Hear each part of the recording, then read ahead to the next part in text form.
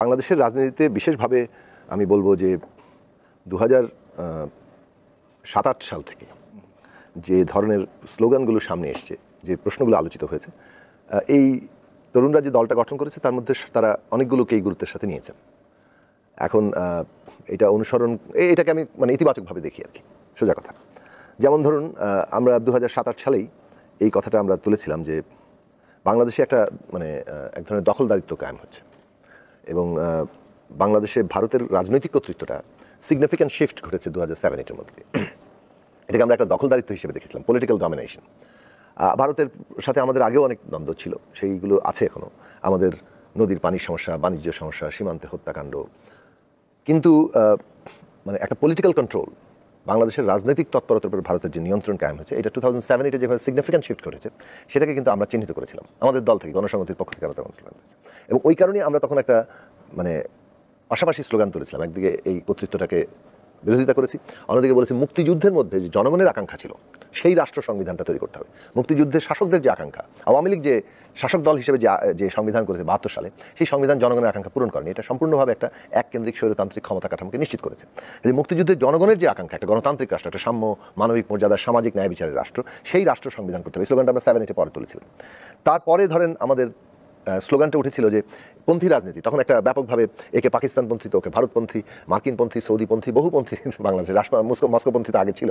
তো একদিকে মার্কিনপন্থী, মস্কোপন্থী, অন্যদিকে সৌদিপন্থী, পাকিস্তানপন্থী, ভারতপন্থী রাজনীতি।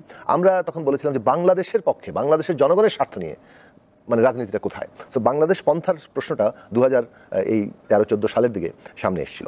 তারপরে ধরুন সামনে এসছে বিশেষত 2014 সালের পরে, যখন আওয়ামী লীগ এরকম একটি নির্বাচন করলো, 153 জন আপনার বিনা প্রতিদ্বন্দ্বিতা নির্বাচিত হলো, তখন আমরা এই স্লোগান তুলেছিলাম। এবং শুধু আমরা তুলিনি, রাজনৈতিকভাবে এটা বিভিন্ন সিভিল সমাজের পক্ষ থেকে বলা হচ্ছিল যে আমাদের একটা নতুন সামাজিক চুক্তি কিংবা রাজনৈতিক চুক্তিতে যেতে হবে, যেটাকে আধুনিক রাষ্ট্রটা একটা নিউ সোশ্যাল কন্ট্রাক্টের উপর দাঁড়িয়ে আছে। আমরা জানি ফ্রম রুসো থেকে শুরু করে তারও আগে থেকে।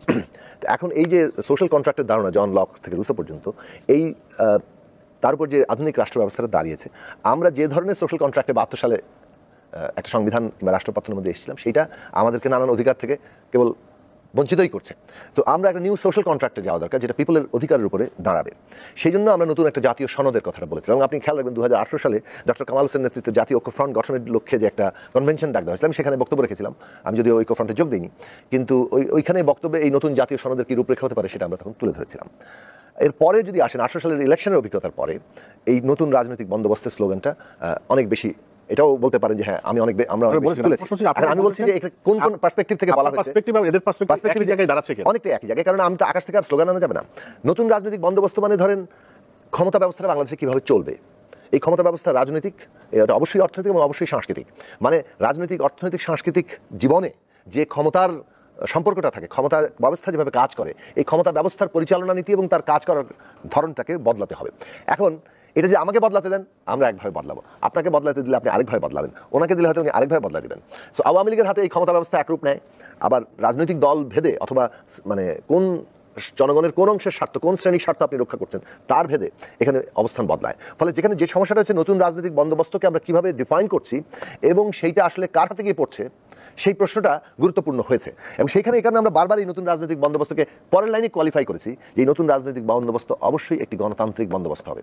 এটাকে কিন্তু অন্য কোনো বন্দোবস্তে নেওয়ার সুযোগ নেই। ফলে এখন মানুষের মধ্যে একটা আশঙ্কা আছে, এই নতুন রাজনৈতিক বন্দোবস্ত কি একটা ধর্মীয় বন্দোবস্ত, ধর্মরাষ্ট্র কায়েমের দিকে যাবে? অর্থাৎ আপনি যেভাবে অনেকগুলো রাজনৈতিক দলের একটা সংসদ, রাষ্ট্র এবং সংবিধান কায়েমের ক্ষেত্রে ধর্মপ্রশ্ন কিংবা ধর্মভিত্তিক একটা জায়গা যেভাবে এসছে, তো সেইটার নিয়ে আশঙ্কা যেমন আছে, অন্যদিকে এমন ধরনের জায়গা হবে যেভাবে একটা ফ্যাসিস্ট বন্দোবস্ত কাজ করেছে। ফলে মানুষের আশঙ্কার জায়গা যেগুলো কাজ করে, সেইটা বরং প্রশ্নটা এইটা যে ছাত্ররা কি একটা গণতান্ত্রিক বন্দোবস্ত করবে কিনা। আপনি যদি তাদের ঘোষণা শোনেন, তারা কিন্তু পরিষ্কার এটা ওই দিন ঘোষণা করেছে যে নতুন রাজনৈতিক বন্দোবস্ত একটা গণতান্ত্রিক। সেই দিক থেকে বললে আমরা যে জায়গা থেকে কথাটা বলেছিলাম, মূল মোটা দাগের কথাটা একই। এখন এটা ডিটেইলডে গিয়ে আমরা আস্তে আস্তে দেখতে পারবো। যে অনেক ধন্যবাদ মাসুদ কামাল। আপনি যেটা বলেছেন, এদের যে অনেকগুলো কথা এসছে, সেখানে সেকেন্ড রিপাবলিক বা গণপরিষদ নির্বাচন বা নতুন সংবিধান, সেকেন্ড রিপাবলিক আমরা 22 সালে বলেছিলাম। পরে এক মিনিট বলে নিই। সেকেন্ড রিপাবলিকের কথাটা এসেছিল যে যখন আপনি ফান্ডামেন্টালি একটা দেশের ক্ষমতা সংবিধানের ক্ষমতা কাঠামো বদলানোর প্রশ্ন তোলেন, ক্ষমতা কাঠামো বদলা মানে কন্টেন্টের দিক থেকে, মানে বিষয় মর্মবস্তুর দিক থেকে প্রতিটি আইন ব্যবস্থা, আইন যেভাবে কাজ করছে সেটা বদল ঘটানো। ফলে ফার্স্ট রিপাবলিক যেটা 72 সালে তৈরি হয়েছিল সেইটা যে জায়গাতে এসে দাঁড়িয়েছে, আমরা যদি একটা নতুন জাতীয় সনদ, নতুন একটা কন্ট্রাক্টে পৌঁছাই, নতুনভাবে একটা বন্দোবস্ত তৈরি করতে পারি, ইট ইমপ্লাইজ দ্যাট দ্য কন্টেন্টের দিক থেকে আমরা কোয়ালিটেটিভলি আমাদের ফার্স্ট রিপাবলিক থেকে একটা নতুন স্তরে পৌঁছেছি। এটা সেকেন্ড রিপাবলিক বলার জায়গাটা হচ্ছে পলিটিক্যালি মার্কিন যুক্তরাষ্ট্র থেকে শুরু করে বহু দেশকেই কিন্তু নিজেদের রাষ্ট্রপত্তনের গুণগত পরিবর্তনগুলোকে রিপাবলিক হিসেবে ফার্স্ট, সেকেন্ড, থার্ড, ফোর্থ এবং অনেকভাবে চিহ্নিত করে। সুতরাং সেকেন্ড রিপাবলিক মানে প্রথম রিপাবলিক অস্বীকার করা নয়, সেকেন্ড রিপাবলিক মানে হচ্ছে কিংবা যে কোনো রিপাবলিকের দাবি করা মানে হচ্ছে যে অলরেডি এক্সিস্টিং রিপাবলিকের একটা গুণগত রূপান্তর ঘটে।